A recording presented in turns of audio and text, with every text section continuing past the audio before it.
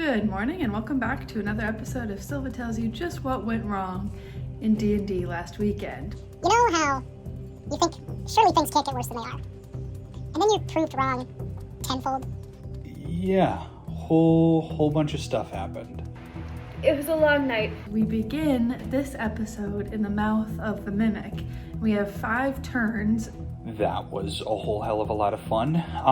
Less so a fight against the Mimic Room than a whole bunch of puzzles to be solved. We were given a clue. 6 bones together hold the jaw, 2 breaths as one shall still the beast, 3 lashes bind the soul, speak the stillness, and feast no more. There was some smart plays on Baron and Delilah's end with pulling levers at the mouths of some dragon statues. Turns out, lever opens up a bookcase where we find a student.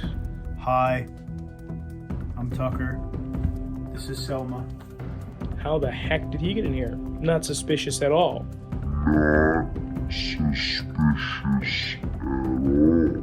My guy, Altheris, just fell out of like a closet. Like they opened up like a closet door and my body just kind of like fell forward. So we immediately help him and we're like, hey, you gotta help us, otherwise we're gonna die. So he helps us out. Hi, I'm Alferis. Altheris with a TH. And so we tell him that, we're here for espionage. And I guess we're just not pretending to lie anymore. And he's just down here to get a book. We're like, okay, if you help us find the things we need, we'll help you find your book. You give me cookie, I give you. Yeah. I give you cookie, you give me cookie. Now in the middle there are these 3 statues. One says, this marks the domain of Malachar the Slaughter Lord. This marks the domain of Darieth the Ironwing. This marks the domain of Valos the Plague Tide. Abraham made some stupidish choices. Abraham, he fucks up his magic and gets turned into a little pseudo-dragon, and then as a dumb little pseudo-dragon chooses to fly headfirst into a nearby mirror where he gets sucked back into the void behind the mirror. There's 2 other people, one of whom is actually Kai, Tucker's character, from the Blow Up the Moon campaign 2 summers ago, so that's pretty cool. Except that Abraham and Fafa get freed from the mirror by those outside the mirror saying our names. Bayron walks up to the mirror and hits this big red button, which is like an insta-kill, and sends the 2 other inhabitants of the mirror straight to the astral sea. So, bye-bye Kai. Great job, Bayron.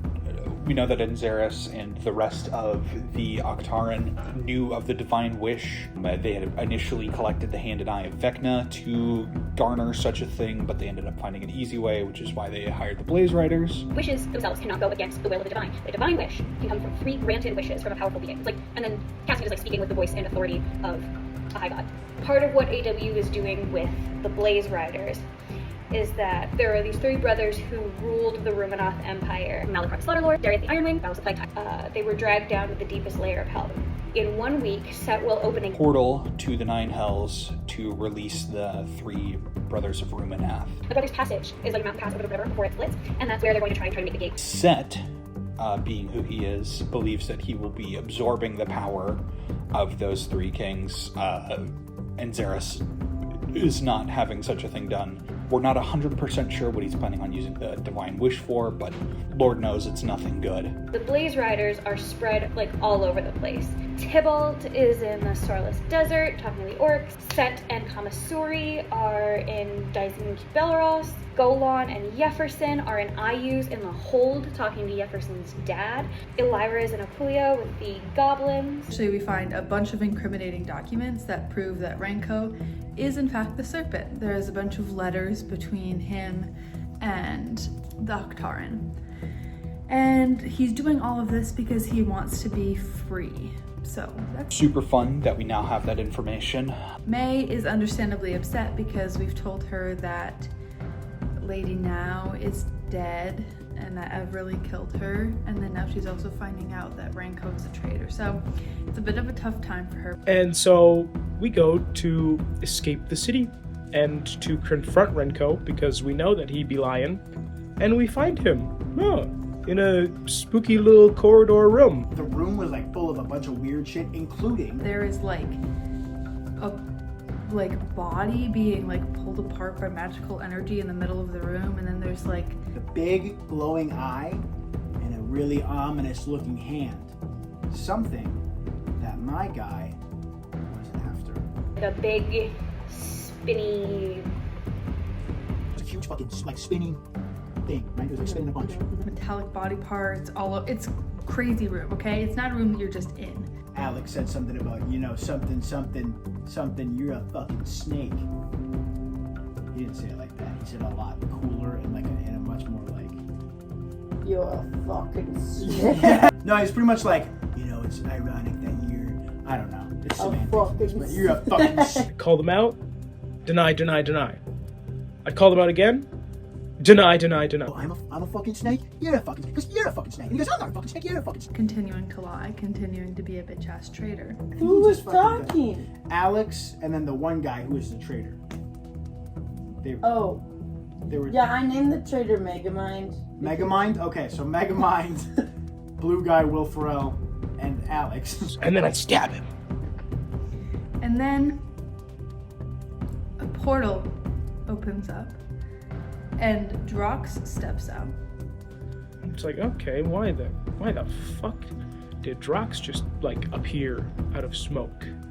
I instinctually, knowing this is a first-year student who clearly isn't very experienced, he goes to banish him, and it doesn't work. He rolls a 24 on his charisma saving throw, and I'm just like, that's weird. That's way too high for him. And then he proceeded to melt off Renko's face. What the hell? What is going on? And now the fox mask falls to the ground, and so does his blade. My guy may have possibly been luring the rest of the people into a trap. Mayhaps. It's not confirmed. But it definitely happened. It is at this time when our newfound student friend decides to betray us. So he goes and he grabs Renko's blade. And then the iron hand of Vecna off of the corpse in the room that we had noticed and took little note of. And he's like, I'm leaving. He's in on it with Drox. But it's not Drox! It's not Drox. It was Anzoras the whole time. Whoa. Like a really evil guy. Really evil. So the superhero in Megamind who's actually really evil. And he goes, Theris, take it. Take the hand in the eye. And everybody goes, and looks at me, and I go, You're a fucking snake. I said, you're a fucking snake. Most importantly, to end the session, because it was pretty standard in everything is sucked in or screwed. We love Abraham, but sometimes things go a little awry. Remember the pseudo-dragon incident of earlier? I'm about to leave. This guy casts a spell at me. Big bad evil guy casts a spell to cancel that. That guy casts a spell to cancel his cancellation. So there's a three-way. It's a double nope. It's a nope nope. Explain again. Abraham reaction counterspells said counterspell. Counterspell's supposed to fix problems. I rolled a surge and mess up horribly. Inexplicably. It was a 1 in 166,000 chance.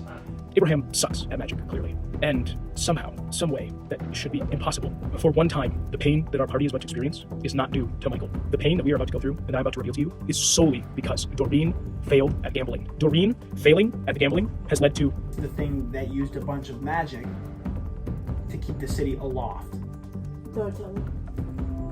A 1 mile radius sphere becomes a dead magic zone.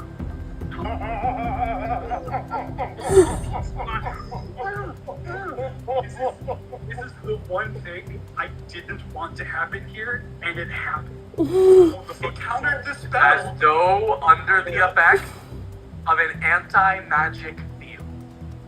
It's a fucking core. Yeah, it's gone. in the center of a magic city with a magic core that is magically keeping us in the air. Okay, this is where it gets complicated. I gotta lean forward. Okay. The city is currently falling. So, a lot of people may die.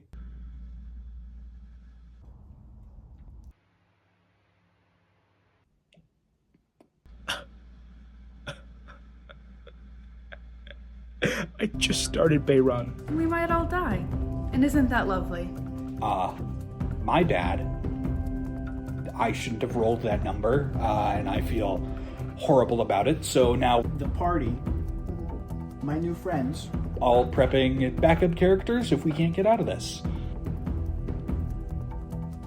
So Crow has ship of Theseus the party. It's still Nightwood Landscaping, if only Lazarus is left. I guess we'll either all die and get smushed into rock when we smash into the ground, or maybe teleport away like bitches and leave a whole city to die, or maybe we'll fix the core. So I showed up for like 3 hours in a session, commit mass genocide, and then I fucking left. And it all happened indirectly and by accident. Because you're a fucking snake. And here you've had it.